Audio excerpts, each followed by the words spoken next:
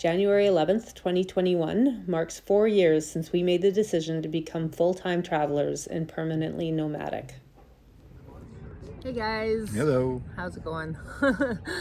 So it's January 11th today, 2021, and today marks 4 years since we made the decision to do this. And we thought we would just do a quick video for those who are just sort of learning about us and joining us, and let you know how that whole process went and why we made the decision to do this.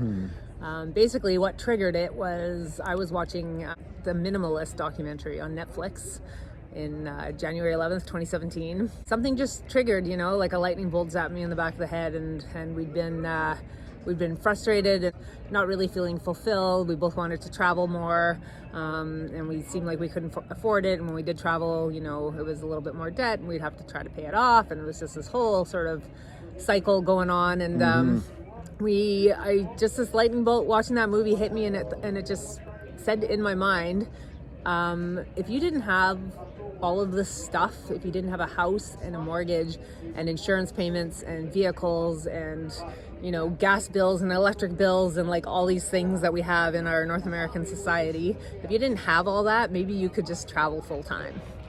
And I looked around the room in that instant, and I literally started laughing, because all the crap that was in that room, which there was a lot of, was like, all of a sudden didn't mean anything to me anymore. It wasn't important. And I was like, I could easily get rid of all this stuff, because what's actually important to me is to be traveling. So, so I sort of watched the end of the documentary and turned it off, and I was sort of in my art studio and in my office. And I came out, and Chris was in the living room, and I was like, I have an idea. Can we talk for a minute? And you can take over from here. And then she basically looked at me and said, how do you feel about selling everything and getting rid of everything and just going traveling instead? And my first reaction was, well, what about the plants that I just planted in the backyard? I had a good sized collection that I kind of had been keeping in pots for years, and they kind of traveled with me to the new places I moved to. So yeah, once I moved in with Jill, I sunk them into the ground and set my roots in for the first time in a really long time. So yeah, I was definitely a little worried about letting go of all these beautiful plants and whatnot. And we honestly slaved away on that backyard. Oh, yeah. It was our sort of creative masterpiece. It was a rectangle of grass that we turned into like a really beautiful garden oasis. So yes. Yeah. It was our labor of love. But anyways. Yeah. So anyways, Jill basically looked at me and said, well, just, you know, we can go wherever other plants actually grow, you know, like tropical plants, all sorts of other things.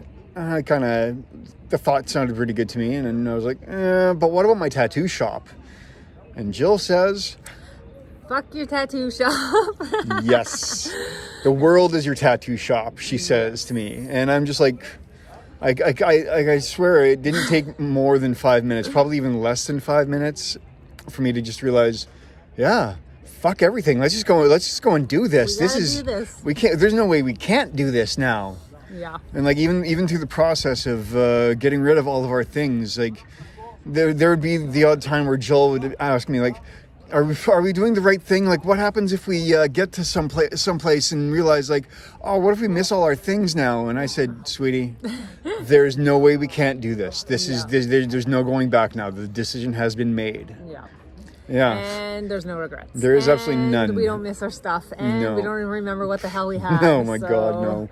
No, that's how meaningless it was. Yeah. Yeah. So we've traded stuff for this. Yeah. So we're sitting right now on the banks of the Nile River. Actually, we're on an island in the middle of the Nile River in Aswan, Egypt. And we've traded our stuff for this.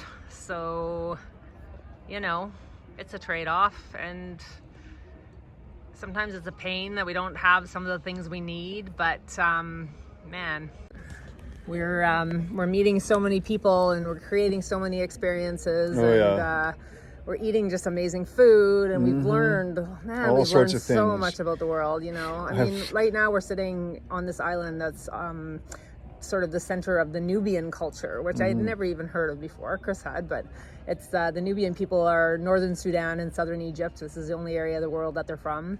And they decorate their houses so colorfully. It's so much like the Caribbean. Oh, yes. I had this realization, well, of course, the people from the Caribbean came from here, you know? Like, and yeah, we're just, you know, we're so thankful to just be out here in the world and seeing what's going on and just getting a better understanding for humanity in general, you know? I mean...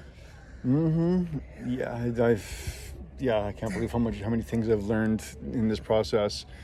And like, even just like, I discovered that I'm good with languages, and yeah, this guy speaks Arabic, man.